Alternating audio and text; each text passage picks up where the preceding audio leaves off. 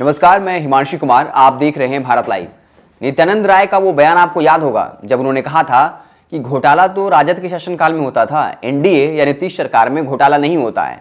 लेकिन corona testing के मामले को लेकर नीतीश सरकार फंस गई है।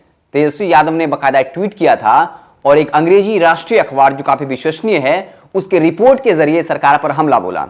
शुरुआती दौर में नीतीश कुमार, उनके जो सहयोगी घटक दल के नेता है, वो इंकार करते रहे। लेकिन जब ये मामला राज्यसभा में मनोज झा ने उठाया तो जो राज्यसभा के सभापति वेंकैया नायडू हैं, उन्होंने कहा कि यह गंभीर मामला है और इसकी जांच होनी चाहिए।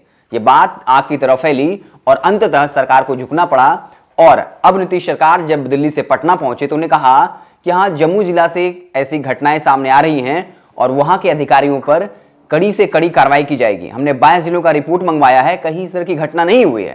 हालांकि ये कहा जाना कि इसके लिए अधिकारी जिम्मेदार हैं और उनको निलंबित कर दिया जाएगा, लेकिन शुरुआती दौर में ये कहते नजर आए कि ऐसा घोटाला तो सिर्फ राजद के शासनकाल में होता था, अब ये घोटाला नहीं होता है। आपको बता दें कि कोरोना टेस्टिंग मामले को लेकर ये घोटाला की बात सामने आ रही है, जहां पर तेजस्वी यादव ने अटैक किया था कि जहां पर एक दिन में 10,000 टेस्ट हो रहे थे, अगले 7 दिन में वो संख्या पहुंचकर 10,000 से 1 लाख हो जाता है और अगले कुछ दिनों में 2 लाख हो जाता है। आखिर ऐसा जादू क्या कर दिया था नीतीश कुमार ने? मामला आपको पता होगा। कई ऐसे जो डेटा हैं, जो कोरोना टेस्ट के दौरान जो लोगों के नंबर डाले गए, उनके नाम डाले गए, वो रिपोर्ट के जरिए, इन्वेस्टिगेशन के जरिए नजर आ रहा है कि वो फेक थे। और एक फोन नंबर जानकर आपको आश्चर्य होगा, 1000 नंबर था। तो इस तरीके से कई ऐसे रिपोर्ट्स हैं जहां पर ये फेक डेटा आ रहे थे। उसके बाद तेजस्वी यादव ने अटैक किया और अब राज्य सरकार ने कड़ा एक्शन लिया है और जम्मू के जो स्वास्थ्य अधिकारी हैं उनको जो है निलंबित कर दिया गया है। 5 से ज्यादा अधिकारियों को निलंबित कर दिया है, ये कह करके कि वो इस घटना के लिए जिम्मेदार हैं। लेकिन सवाल यही है, क्या सिर्फ जम्मू जिले में ऐसा हुआ और सिर्फ अधिकारियों को निलंबित करके क्या इससे पाला झाड़ा जा सकता है? क्या इसके लिए सीनियर ऑफिसर जिम्मेदार होंगे या नहीं?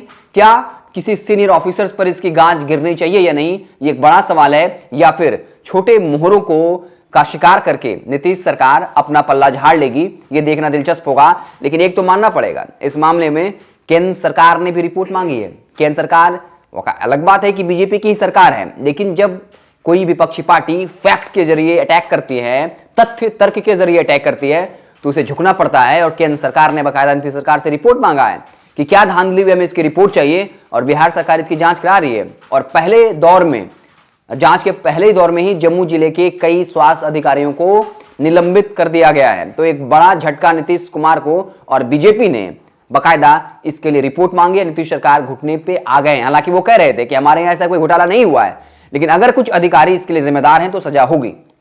सवाल वही है कि पहले तो कहना है कि घोटाला सिर्फ राजद के शासनकाल में होते थे, हमारे शासनकाल में नहीं होते हैं। लेकिन अगर मामला बढ़ता है तो फिर किसी अधिकारी को बलि का बकरा बना देना है। हालांकि देखना दिलचस्प होगा कि आगे और क्या जो अखबार है कुछ और ऐसे इन्वेस्टिगेशन लेके आती है। ये पूरे जम्मू जिला का और एक आध और जगह का मामला था।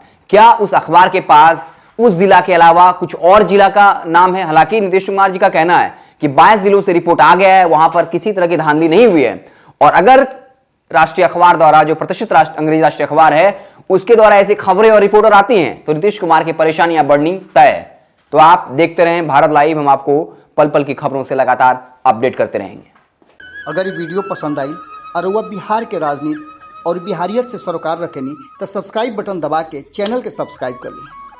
ओजे एगो घंटी बा, ओकरा बटन दबा देला से कुल सटीक और मारक खबर रुआ मुफ्त में मिल जाई। अगर रुआ पत्रकारिता के हमनी के नया प्रयोग में सहयोग कर चाहतानी तो ज्वाइन बटन दबा दी। पेटीएम नंबर नोट कर ली 9386816700। धन्यवाद।